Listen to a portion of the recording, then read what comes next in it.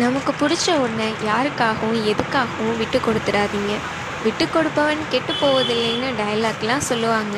ஆனால் நம்மளோட லைஃப் பார்த்திங்கன்னா நமக்கு பிடிச்ச விஷயத்தை நோக்கி தான் இருக்கும். அதையே விட்டு கொடுத்துட்டா அப்புறம் என்ன இருக்குது அந்த வாழ்க்கையில்? அதுக்காக தான் சொல்கிறேன், எப்பவும் யாருக்காகவும் உங்களை மாற்றிக்காதீங்க. உங்களுக்கு பிடிச்ச வேலையை பாருங்கள்.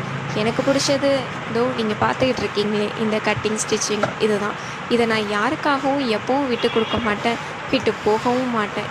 எல்லாரும் சொல்லுவாங்க, ஊரில் அத்தனை டைலர் இருக்கான், வீட்டுக்கு வீடு தையல் மிஷின் இருக்குது, என்னமோ புதுசாக நீ மட்டும்தான் தைக்கிற மாதிரி இப்படி ஓவராக சீன் போடாத, இப்படி சொல்லி நம்மளை காண்டேத்துறதுக்குனே ஒரு கோஷ்டி இருக்கும். அது எல்லா இடத்துலையுமே இருக்கும்.